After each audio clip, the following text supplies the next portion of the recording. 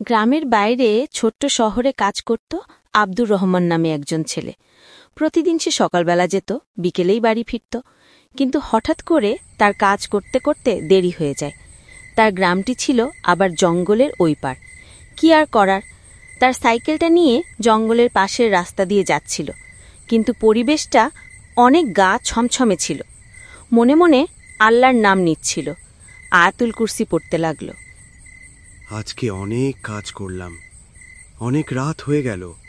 এদিকে আবার অন্ধকার ঘুটঘুটে, কিছুই দেখতে পাচ্ছি না। আবার গা চমচমের পরিবেশ তৈরি হয়ে গেছে। আল্লাহ, আমাকে সাহায্য করো। ভালোই ভালোই বাড়ি যেতে পারলেই হয়। আর এই পথেই তো যত ভূত প্রেতনি আর খারাপ জিনদের আড্ডা, বাড়ি তো যেতেই হবে। জঙ্গলের পাশ দিয়ে যেতে যেতে রাস্তার পাশে গাছের নিচে দেখল এক বুড়ি মহিলার মতো শুয়ে আছে। আব্দুর রহমান ভাবল হয়তো কোনো বৃদ্ধ মহিলা পথ হারিয়ে ওখানে শুয়ে আছে, তাই সে রাস্তার পাশে সাইকেলখানা দাঁড় করিয়ে সামনে গেল। আর যা দেখল, বুড়িমা, ও বুড়িমা, শুনছ? এত রাতে তুমি এখানে এই গাছের নিচে শুয়ে আছো কেন? পথ হারিয়েছ নাকি? ও বুড়িমা! কে রে তুই? কে রে বুক পড়া? দিলে তো ভেঙে আমার আরামের ঘুমটা। হায় আল্লাহ, এটা কি? আমি কি দেখছি? আমি একজন ডাইনি, তুই তো বেঘরে জান হারাবি। হ্যাঁ হ্যাঁ, তাই তো দেখছি। আগে তো জানতাম ভূত বলতে কিছু নেই, তাহলে এসব কি?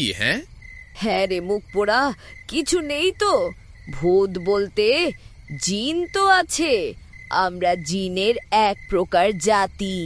জঙ্গল শুনশান জায়গায় আমরা থাকি। বিরক্ত করেছিস তুই আমাকে, দেই তোর ঘাটটা মোটকে। আমাকে ক্ষমা করে দাও, আমাকে ক্ষমা করে দাও। তুই আয়াতুল কুরসি পড়ছিস, তাই তুই বেঁচে গেলি। তা না হলে আজ তুই বেঘরে জান হারাতি।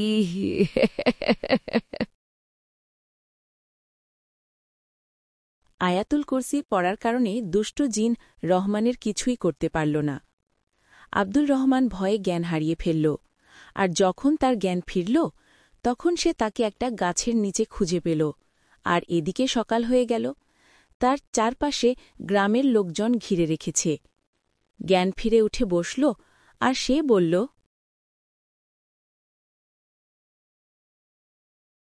আমি কোথায়? আমি কোথায়? এখানে কিভাবে আসলাম আমি? আমরা তো কিছুই জানি না। সকালবেলা আমরা তোমাকে এখানেই দেখতে পেলাম। তুমি জ্ঞান হারিয়ে শুয়েছিলে। তোমার কি হয়েছিল? না মানে কিছু হয়নি। আপনারা চলে যান, আর আমিও বাড়ি যাচ্ছি। তারপর সে বুঝতে পারল রাতে কি হয়েছিল। আর এটাও বুঝতে পারল যে আয়াতুল কুরসি পড়ার কারণে আল্লাহ তাকে কিভাবে রক্ষা করেছে, এবং আব্দুর রহমান আল্লাহর কাছে শুকরিয়া আদায় করল। আর সে গ্রামবাসীদের কিছুই বলল না, যাতে তারা আবার ভয় না পায়। তারপর সে বাড়ির দিকে চলে গেল।